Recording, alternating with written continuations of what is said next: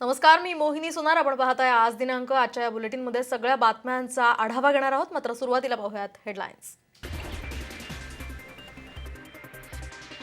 अशा छोट्या गोष्टींसाठी दगडफेक करणं चुकीचं. कर्नाटकचे मुख्यमंत्री बसवराज बोम्मईंचं वादग्रस्त वक्तव्य.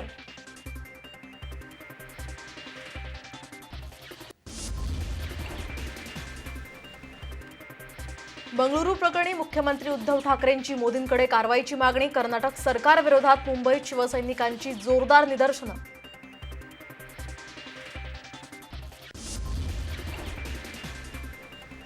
राष्ट्रवादीला हाताशी धरून अनिल परबांकडून शिवसेना संपवण्याचा डाव. रामदास कदमांचा गंभीर आरोप. तर शिवसेनेचे खरे गद्दार हे परब असल्याचीही टीका.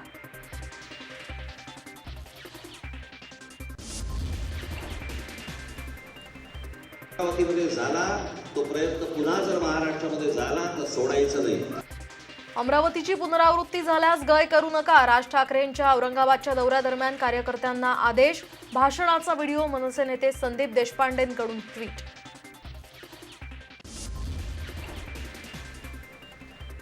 महाराष्ट्रातले प्रश्न मला दिल्लीत बसून सोडवावे लागतात. प्रवरानगरमधील सहकार परिषदेत अमित शहांची महाविकास आघाडी सरकारवर सडकून टीका.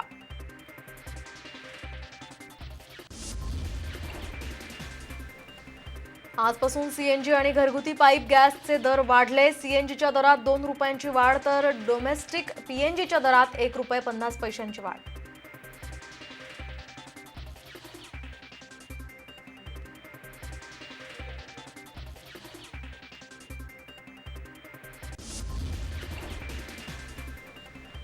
बुलेटिनच्या सुरुवातीलाच आजची सगळ्यात मोठी बातमी. बंगलोरमध्ये छत्रपती शिवाजी महाराजांच्या पुतळ्याचा अवमान केल्यानं बेळगाव आणि कोल्हापूरमध्ये त्याचे पडसाद उमटले. आणि या सगळ्या घटनांमुळे शुक्रवारी रात्रीपासूनच सीमा भाग आणि महाराष्ट्रभर चांगलीच खतखत पाहायला मिळाली.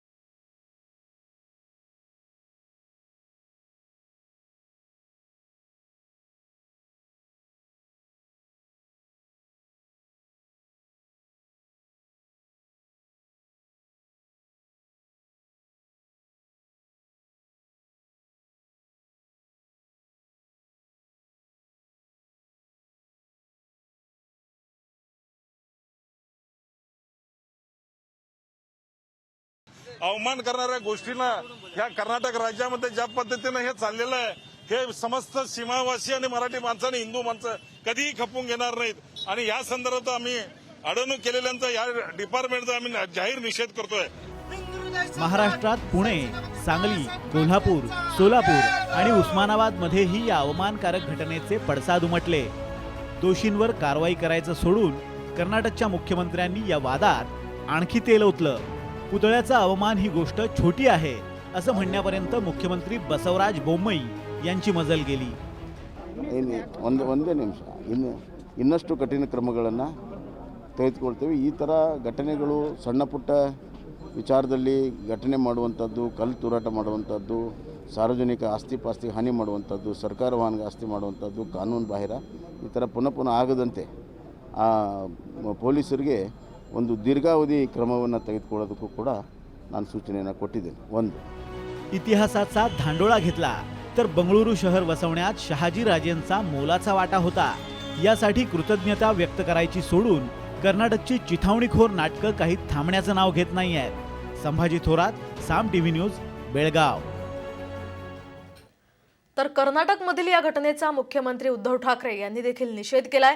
या प्रकरणी चौकशी करून दोषींवर कठोर कारवाई करण्याची मागणी मुख्यमंत्र्यांनी केली आहे. पंतप्रधान नरेंद्र मोदींनी कर्नाटक सरकारला तातडीनं कारवाईचे आदेश द्यावेत अशी मागणी सुद्धा त्यांनी केली आहे। तर कर्नाटकातील मराठी बांधवांवर अत्याचार केला जातोय आणि आता तर शिवरायांसारख्या आपल्या आराध्य दैवताची विटंबना करण्याची घटना घडली आहे, पण सरकार याकडे डोळेझाक करतंय हे अत्यंत दुर्दैवी आहे असंही मुख्यमंत्र्यांनी म्हटलंय।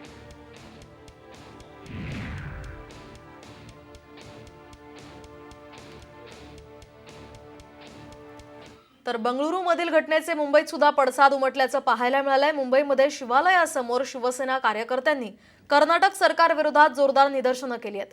याच वेळी शिवसैनिकांनी भाजप कार्यालयाकडे जाण्याचा प्रयत्न केला, मात्र पोलिसांनी त्यांना वेळी चढवलं आणि यावेळी कर्नाटक सरकार विरोधात जोरदार घोषणाबाजी करण्यात आली आहे। दरम्यान काही शिवसैनिकांनी भाजप कार्यालयातील कर्मचाऱ्यांना धक्काबुक्की केल्याचंही पाहायला मिळालं।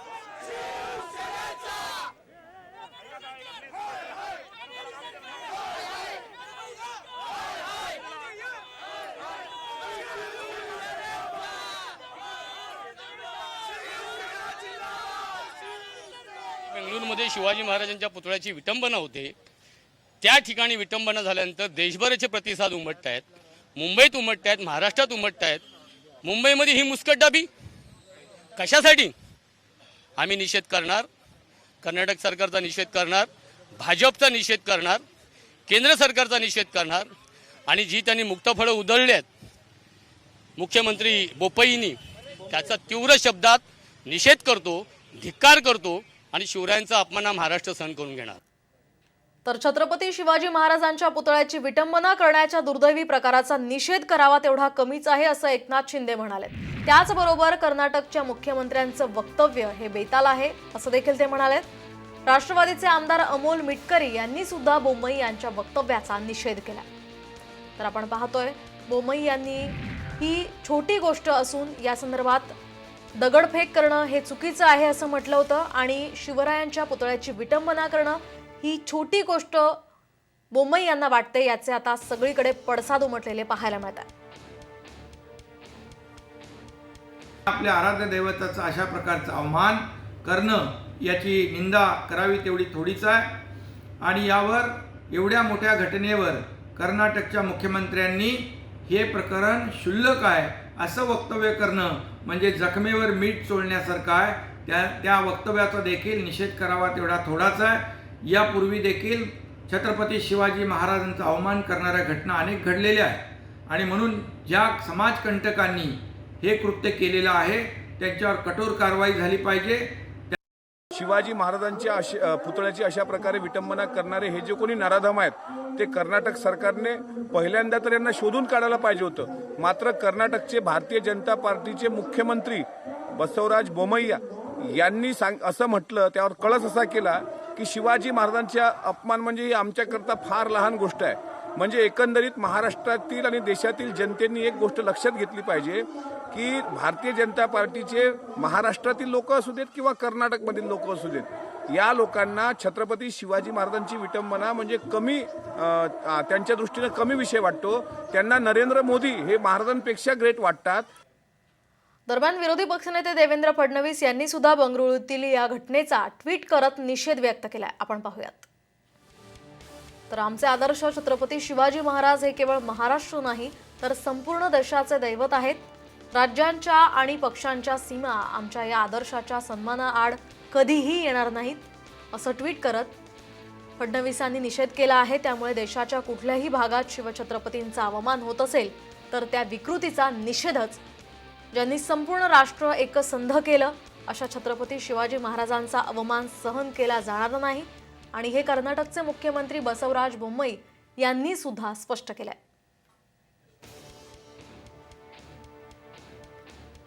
तर बंगळुरूमध्ये घडलेल्या या घटनेनंतर राज्यभरात आंदोलन करण्यात आलं आहे। कोल्हापुरात सुद्धा शिवसैनिक आक्रमक झाले होते। याच वेळी शिवसैनिकांनी कर्नाटकच्या गाड्यांना काळं फासत रास्ता रोको आंदोलन केलंय। तर सांगलीच्या मिरजमध्ये सुद्धा कर्नाटकच्या काही खासगी गाड्यांची शिवसैनिकांनी तोडफोड केली आहे। याच वेळी काही काळ तणावाचं वातावरण होतं। दरम्यान सोलापूरमध्ये सुद्धा सकल मराठा समाजानं रस्त्यावर उतरत हे आंदोलन केलंय। सोलापुरात सकल मराठा समाजानं शिवरायांच्या पुतळ्यासमोर मानवी साखळी करून बंगळुरूच्या घटनेचा निषेध नोंदवलाय। तर पुण्यातील सदाशिव पेठेतील कर्नाटक बँकेत ब्राह्मण महासंघाकडून आंदोलन करण्यात आलंय. बंगळुरू इथे घडलेल्या घटनेच्या निषेधार्थ आंदोलकांनी कर्नाटक बँकेच्या प्रवेशद्वारावर छत्रपती शिवाजी महाराज प्रवेशद्वाराची पाटी लावली.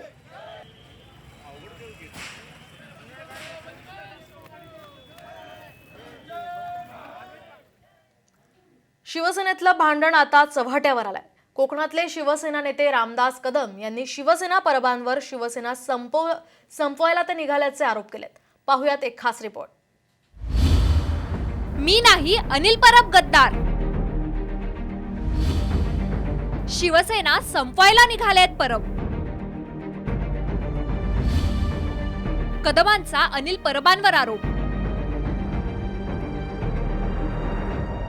सत्ताधारी शिवसेनेतले अंतर्गत वाद आता चव्हाट्यावर येऊ लागलेत. सेनेचे ज्येष्ठ नेते रामदास कदम यांनी परिवहन मंत्री आणि पक्ष नेतृत्वाचे निकटवर्तीय अनिल परबांवर गंभीर आरोप केलेत. अनिल परब हे शिवसेना पक्ष राष्ट्रवादीच्या घशात घालायला निघालेत असा गंभीर आरोप रामदास कदम यांनी केलाय. यांचे स्वतःचे हॉटेल बांधायचे, यांनी बंगले बांधायचे आणि ते तुटले की मग शिवसेनेच्या एका नेत्याला कायमचं उद्ध्वस्त करण्यासाठी जणू काय मी शिवसेनेवरतीच बोललो. यांची खाजगी प्रॉपर्टी म्हणजे ती काय शिवसेनेची झाली काय? शिवसेनेच्या मुळावरती उठलेला हा अनिल परब, शिवसेनेला राष्ट्रवादीच्या घशामध्ये टाकणारा हा अनिल परब, हा निष्ठावान कसा होऊ शकतो? कदम एवढ्यावरच थांबले नाहीत. गद्दार मी नाही तर अनिल परब आहेत. माझी आणि माझ्या मुलाची कारकीर्द संपवण्याचा प्रयत्न परब करतायत असा आरोपही कदमांनी केलाय. पक्षात माझी हकालपट्टी केली तरी शिवसेने म्हणून जगेल. कारण अनिल परब म्हणजे सध्या पक्षप्रमुखच आहेत ना. त्यांच्या विरोधात बोललो म्हणजे पक्षाच्या विरोधात बोललो असं चाललंय सगळं. गद्दार मी नाही, शिवसेनेचा गद्दार अनिल परब आहे. अनिल परब शिवसेनेचा मतदारसंघ राष्ट्रवादीच्या घशात घालायला निघालाय. शिवसेनेची नगर परिषदा राष्ट्रवादीच्या घशात घालायला निघालाय. गद्दारांना हाताशी घेऊन स्थानिक शिवसेनेच्या कडव्या आमदाराला बाजूला ठेवून हा मतदारसंघ राष्ट्रवादीच्या घशात घालायला तुमचा अनिल परब निघालाय. गद्दार तो आहे. त्या घोषणा द्यायच्या असतील त्याच्या विरोधामध्ये द्या. कदमांच्या आरोपावर अनिल परब यांनी प्रतिक्रिया दिली नाही. उदय सामंत यांनीही सावध प्रतिक्रिया दिली. माझ्यावर काही जरी आरोप केले तरी त्याचं उत्तर मी देणार नाही. मी एक शिवसैनिक आहे, ते शिवसेनेचे नेते आहेत. याच्या बाबतीतली जी काही दखल घ्यायची ती पक्ष घेईल. रामदासभाई कदम हे शिवसेनेचे नेते आहेत. त्यांनी अनेक वेळा नेतृत्व केलेलं आहे.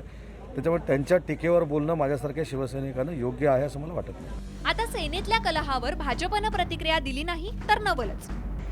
ये खुलकर के शिवसेना नेताओं का सामने आना यह स्पष्ट रूप से दर्शाता है कि आने वाले भविष्य में शिवसेना के कई सारे टुकड़े हो सकते हैं. रामदास कदमांच्या आरोपावरून आता पक्षप्रमुख आणि मुख्यमंत्री उद्धव ठाकरे काय कारवाई करतात हे पाहावं लागेल.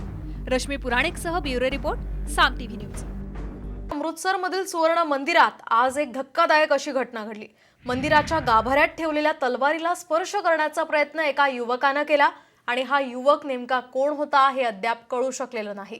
नंतर या तरुणाला बाहेर नेण्यात आलं तेव्हा तरुणाला या जमावानं मारहाण केली आणि त्यातच त्याचा मृत्यू झाल्याचं पोलिसांनी सांगितलंय. ही धक्कादायक बातमी आपण पाहतोय. अमृतसरमध्ये ही घटना घडलेली आहे.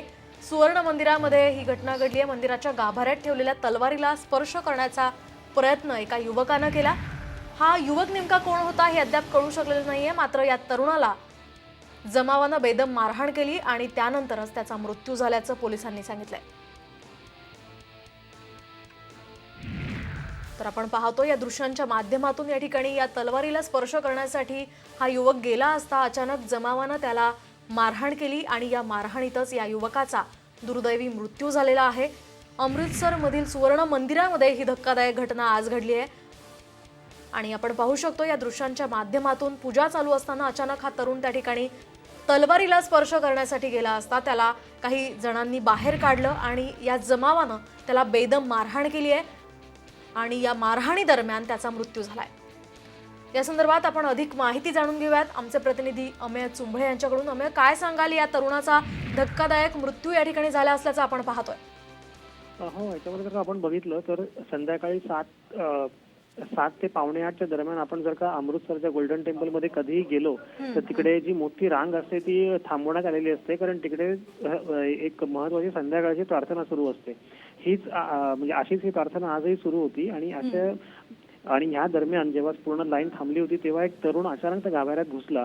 सुवर्ण मंदिरात जे गेले त्यांना हे माहीत असेल की या गाभाऱ्यात शिरण्याची कोणालाही परवानगी नसते. गुरु ग्रंथ साहिबचं दर्शन जे आहे ते दुरून घ्यावं लागतं, कारण इथे आपल्या प्रेक्षकांना सांगणं हे गरजेचं आहे किंवा लक्षात आणून देणं हे गरजेचं आहे की गुरु ग्रंथ साहिब हा जो शीख बांधवांचा जो पवित्र धर्मग्रंथ असतो तो त्यांच्यासाठी नुसता धर्मग्रंथ नसून त्याला त्यांनी 11वे गुरु मानले आहेत. कारण शिखांमध्ये 10 गुरु झाले आणि जे 10वे होते ते शेवटचे होते आणि 11वा गुरु कोण, तर त्यांचा हा पवित्र ग्रंथ. त्याच्यामुळे त्याला स्पर्श करणं किंवा त्याच्या जवळ जाणं हे कोणी स्वप्नातही त्याचा विचार करू शकत नाही. आणि सर्वात महत्त्वाची गोष्ट म्हणजे अशी आहे की 2015 पासून हे जे प्रकार आहेत तो हा असा 4था प्रकार झालेला आहे. 2015 मध्ये पण असा एक प्रकार झाला होता आणि तो निवडणुकीतला खूप मोठा मुद्दा झाला होता. उलट आता अमरिंदर सिंग आणि नवजोत सिंग सिद्धू या दोघांमध्ये जे भांडण होतं त्यातला एक मुद्दा असा होता की या 2015 मध्ये झालेल्या घटनेचा म्हणजे जो तपास आहे तो अजूनही पूर्ण झालेला नाही. आणि त्याच्यामुळे आपण हे सगळं सांगतो आपल्या प्रेक्षकांना यासाठी की पंजाबमध्ये हा अतिशय संवेदनशील मुद्दा आहे. कारण गुरु ग्रंथ साहिबची विटंबना करण्याचा प्रयत्न करणे ही खूप मोठी गोष्ट आहे. आणि त्याच्यामुळे आता म्हणजे आता हा युवक तर या जगात नाहीये, पण तो कोण होता, तो कोणत्या संघटनेचा होता, त्याचा काय हेतू होता, हे सगळं आता पुढच्या तपासात समोर येईल. नक्कीच धन्यवाद अमय दिलेल्या या सविस्तर माहितीसाठी. मात्र तरी सुद्धा त्याला अशा प्रकारे अमानुष मारहाण करणं हे चुकीचंच आहे आणि त्यातच त्याचा दुर्दैवी मृत्यू झालेला आपण पाहू शकतोय. महाराष्ट्रातले पक्ष मला दिल्लीत बसून प्रश्न ते सोडवावे लागतात, इथले प्रश्न इथेच सुटले पाहिजेत अशी जळजळीत टीका केंद्रीय गृहमंत्री अमित शहांनी केली आहे. प्रवरानगरमधील सहकार परिषदेत शहा बोलत होते. याच वेळी त्यांनी राज्यातील सहकार क्षेत्राबाबत चिंता व्यक्त केली आहे. तर इथल्या सहकार कारखान्यांमध्ये इतके घोटाळे कसे होतात, फक्त एक साखर कारखाना व्यवस्थित चाललाय, बाकीच्या कारखान्यांचं काय, अशी टीकाही शहांनी केली आहे. कोऑपरेटिव का संचालक मंडल कौन है, किस पार्टी से, इसके आधार पर उसको फाइनेंस होगा क्या? क्यों आज हमें सुनवाई करनी पड़ रही है दिल्ली में? राज्य सरकार के राज्य के स्तर पर चीनी मिलों के मसले क्यों हल नहीं होते? कुछ के तो हो जाते हैं, कुछ के नहीं करते हैं. मैं सभी को कहना चाहता हूं कि मुझे सलाह देने की जगह अपने गिरेबान में झांक कर देखिए. आपको सबसे पहले जरूरत है राजनीतिक दृष्टिकोन से ऊपर उठने की और सहकारिता आंदोलन को मदद करने की. रविवार म्हणजेच 19 डिसेंबर रोजी तिन्ही मार्गांवर मेगा ब्लॉक घेण्यात येणार आहे. कुठल्या मार्गावर कसा मेगा ब्लॉक असणार आहे पाहूयात ग्राफिक्सच्या माध्यमातून. तर स्लो मार्ग उद्या बंद राहणार आहे ठाणे ते दिवा. तर रविवारी सकाळी 8 ते सोमवारी पहाटे 2 वाजेपर्यंत ठाणे ते दिवा मेगा ब्लॉक असेल. यासोबतच दिवा मुंब्रा स्थानकांवर लोकल थांबणार नाहीये. शिवाय दोन्ही फास्ट मार्ग सुरळीत असणार आहे. तर सीएसएमटी ते चुनाभट्टी वांद्रे अप आणि डाऊन वाहतूक बंद असेल सकाळी 11:10 पासून ते 4 वाजेपर्यंत. तर सीएसएमटी ते पनवेल अप आणि डाऊन वाहतूक सुद्धा बंद असेल सकाळी 9:15 पासून ते 4 वाजेपर्यंत. हार्बरवरील प्रवाशांना सेंट्रल आणि वेस्टर्न मार्गांवरून प्रवास करण्याची मुभा असेल. शिवाय चर्चगेट ते मुंबई सेंट्रल अप आणि डाऊन फास्ट मार्ग बंद असणार आहे. तर सकाळी 10:35 ते दुपारी 3:35 चर्चगेट ते मुंबई सेंट्रल पर्यंत हा ब्लॉक असेल. स्लो मार्ग मात्र सुरळीत सुरू असणार आहे.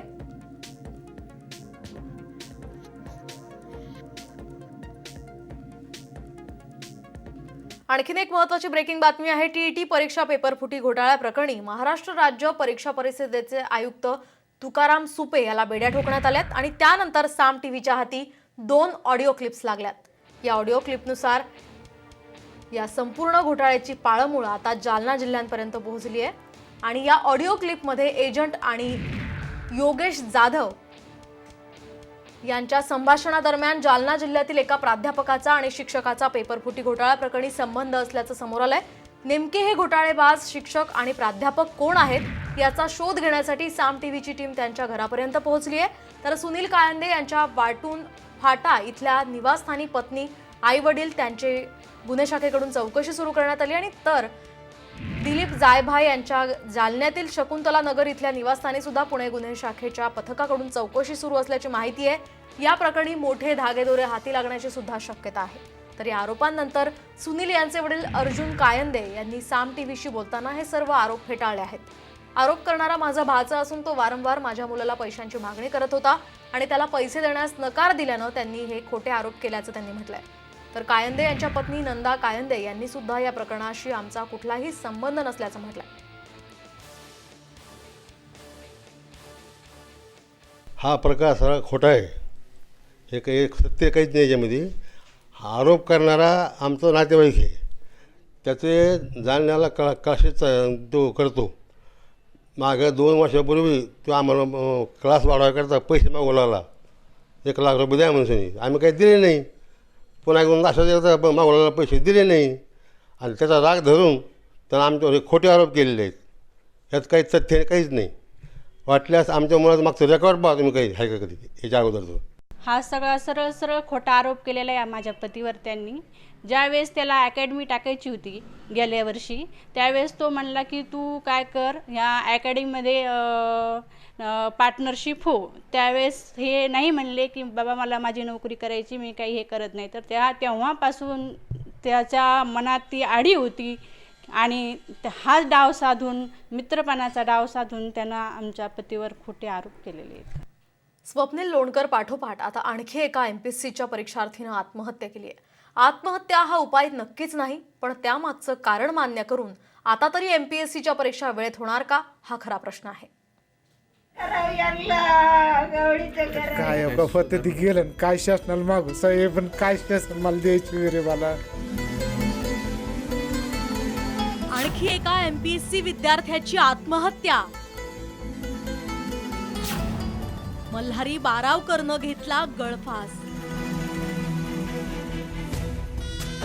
आता तरी एमपीएससीचे डोळे उघडणार का?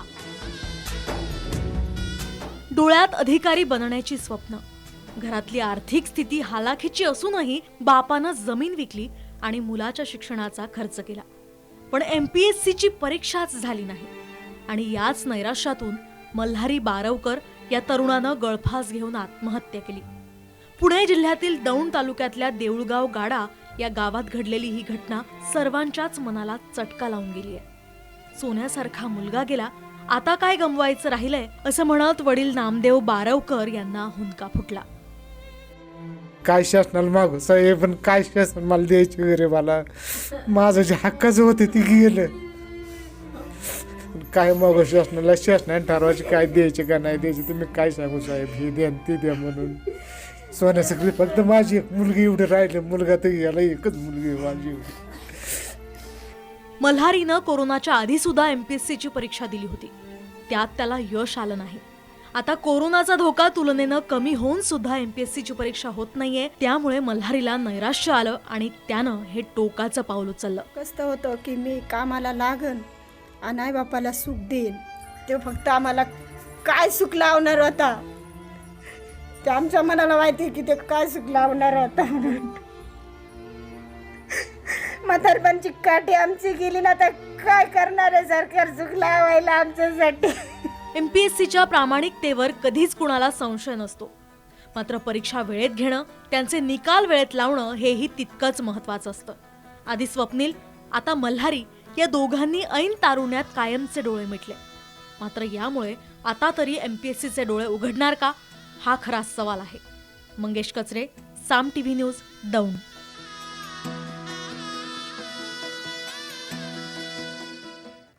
आणि आता राजकीय वर्तुळातून एक महत्त्वाची बातमी समोर येते. महाविकास आघाडीमध्ये शिवसेनेचंच 100% नुकसान होत असल्याची खंत खासदार हेमंत पाटील यांनी व्यक्त केली आहे. शिवसेनेचा फक्त वापर केला जात असल्याचंही त्यांनी म्हटलंय. तर सार्वजनिक बांधकाम मंत्री अशोक चव्हाणांनी काँग्रेसमुळे सरकार उभं असल्याचं वक्तव्य केलं होतं. यावर हेमंत पाटील यांनी टीका केली आहे. सरकार आपल्यामुळे चालतंय असा गर्व अशोक चव्हाणांनी करू नये, अशी टीका हेमंत पाटलांनी केली आहे. राज्याच्या विकासाचा गाळा हा पुढे चालत राहिला पाहिजे, या अनुषंगाने महाविकास आघाडीने निश्चित प्रयत्न केला आणि या महाविकास आघाडीमध्ये काँग्रेसचा मोठा वाटा आहे. आम्ही आहोत म्हणून सत्ता आहे, मला मुद्दाम सांगितलं पाहिजे. आणि काँग्रेसच्या ताकदीनेच या महाविकास आघाडीचा विचारपूर्वक निर्णय जो आपण घेतला, त्या निर्णयाच्या अनुषंगाने हे सरकार मजबूत राहिलं पाहिजे. जिल्हा नियोजन मंडळाचे निधी असतील, पदाधिकाऱ्यांच्या समितीवरच्या निवडी असतील, या संदर्भामध्ये शिवसैनिकांना कुठेही लक्षात घेतल्या जात नाही. या संदर्भात वारंवार वरिष्ठाच्या कानावरती ह्या सगळ्या गोष्टी घातलेल्या आहेत. महाराष्ट्राच्या राजकारणात आज एक किस्सा घडलाय. किस्सा आहे चार्टर प्लेनवरून. प्रफुल्ल पटेल यांच्या मुलाचा आज जयपूरमध्ये विवाह झाला आणि जितेंद्र आव्हाडांच्या मुलीचं गोव्यात रिसेप्शन होतं. आता राजकारण्यांची झाली की पंचायत. दोघंही राष्ट्रवादीचे महत्त्वाचे नेते. मुख्यमंत्री सध्या शस्त्रक्रिया झाल्यामुळे प्रवास करण्याचं टाळतायत, म्हणून मग त्यांनी आदित्य ठाकरे, एकनाथ शिंदे आणि मिलिंद नार्वेकरांना पाठवण्याचं ठरवलं. शासकीय विमानानं जयपूरला जायचं ठरलं, पण विमान होतच कुठे? विमान तर अजित पवार जयपूरला घेऊन गेले आणि हे कुठल्याच संबंधित अधिकाऱ्याला माहीतच नव्हतं. कारण या विमानानं आदित्य ठाकरे जाणार असं सर्वांनी गृहीत धरलं होतं. आता तर आणखीनच पंचायत. मग शेवटी दिल्लीतील एका कंपनीकडून चार्टर फ्लाईट मागवण्यात आली आणि मग सेनेचे मंत्री जयपूरला गेले. या संदर्भात आपण अधिक माहिती जाणून घेऊयात. सोनाली, नेमका हा किस्सा काय होता आणि काय नेमकं घडलं, काय सांगाल? अगदी 3 पक्षांचं सरकार आहे. त्यावरून एक खासगीमध्ये अनेकदा चर्चा होते की कुठला पक्ष कुणाला भारी, अशा पद्धतीची चर्चा सुरू असते. तर कुणी म्हणतं की आमच्यामुळे सत्ता आहे. ह्या सगळ्या चर्चा एकीकडे आणि प्रत्यक्ष राजकीय वैयक्तिक जीवनात आज जो किस्सा पाहायला मिळाला, प्रफुल्ल पटेलांच्या मुलाचं जयपूरला लग्न आहे. त्यासाठी हे सगळेजण एकाच विमानातून खरं तर जाणार होते. अजित पवार, त्याचबरोबर मुख्यमंत्री, उपमुख्यमंत्री, मुख्यमंत्री नसल्यामुळे आदित्य ठाकरे, एकनाथ शिंदे आणि नार्वेकर हे सगळे एकत्र जाणार होते. मात्र अजित पवार राष्ट्रवादीच्या नेत्यांना घेऊन ते विमान घेऊन निघून गेले. मात्र मग इतरांसाठी विमानांची शोधाशोध सुरू झाल्याची माहिती मिळते आणि मग त्याच्यातून शेवटी दिल्लीवरून ते विमान हायर करण्यात आलं आणि त्याच्यातून ते निघून गेले. मात्र राजकीय वर्तुळात एक वेगळी चर्चा या सगळ्या किस्स्याची पाहायला मिळते. राज्यपालांना सरकारी विमान मिळणार की नाही मध्यंतरात चर्चा सुरू झाली होती. पण आता विमान मुख्यमंत्री नसतील तर उपमुख्यांना मिळतं असा नियम आहे का, अशी सुद्धा एक चर्चा सुरू झाली. आणि एकूणच शिवसेना वरचढ की राष्ट्रवादी वरचढ आणि अजित पवारांचे अनेक किस्से राजकारणात नेहमी चर्चिले जातात आणि त्यामध्ये आणखी एका किस्स्याची भर पडली असं म्हणता येईल.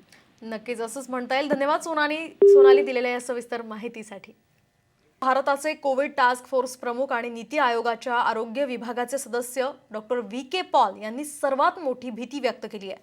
युरोपीय देशांमध्ये कोरोनाच्या ओमायक्रॉन या व्हेरियंटमुळे जी रुग्णवाढ पाहायला मिळतेय, त्याच वेगानं भारतात रुग्णवाढ झाल्यास दररोज 14 लाख नवीन रुग्ण आढळू शकतात, असं पॉल यांनी म्हटलंय.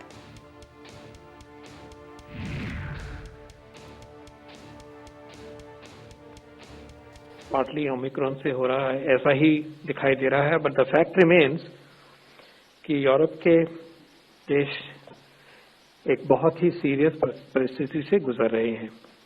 अगर जो केसेस कल यूके में हुए हैं 88,000 के करीब, 80,000 ले लीजिए, अगर हम उसको पॉपुलेशन के बेस पे लें तो ये 14 लाख केस होंगे भारत की पॉपुलेशन पे अगर हम उसको लगाएं. दरम्यान भारतात आता पुन्हा एकदा कोरोना रुग्णांची संख्या ही दिवसेंदिवस वाढताना दिसते. त्यातच आता कोविड सुपर मॉडेल पॅनलने धक्कादायक अशी माहिती दिली आहे. त्यानुसार भारतामध्ये ओमायक्रॉन विषाणूच्या संसर्गामुळे 2022च्या सुरुवातीलाच कोरोनाची 3री लाट येण्याची शक्यता आहे. तसंच फेब्रुवारीत 3ऱ्या लाटेचा सर्वोच्च बिंदू असू शकतो.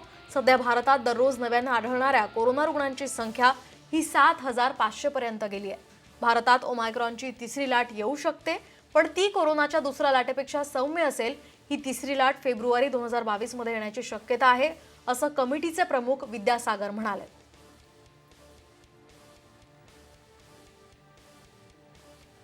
तर राज्यामध्ये आज ओमायक्रॉनच्या 8 नव्या रुग्णांची भर पडली आहे. त्यामुळे राज्यातील एकूण ओमायक्रॉनच्या रुग्णांची संख्या ही 48 वर पोहोचली आहे.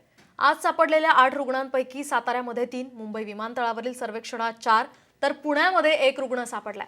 यापैकी 28 रुग्णांना त्यांची RT-PCR चाचणी निगेटिव्ह आल्यानंतर रुग्णालयातून घरी सोडण्यात आलंय. विशेष म्हणजे देशातील सर्वाधिक ओमायक्रॉनचे रुग्ण हे महाराष्ट्रातच आहेत.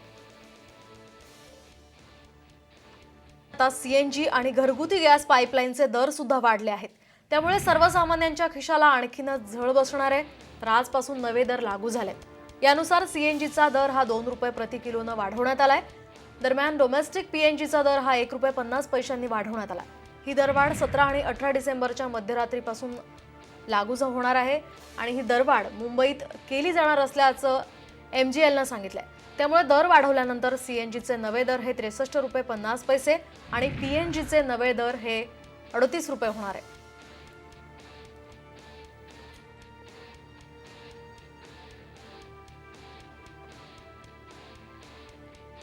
सीमारेषेवरील पाकिस्तानच्या कुरापती अद्यापही थांबलेल्या नाहीयेत. कोणत्याही प्रकारे त्यांचे घुसखोरी करण्याचे प्रयत्न हे सुरूच आहेत आणि याच पार्श्वभूमीवर पाकिस्तानला जगासमोर उघडं करणारी एक घटना समोर आली आहे.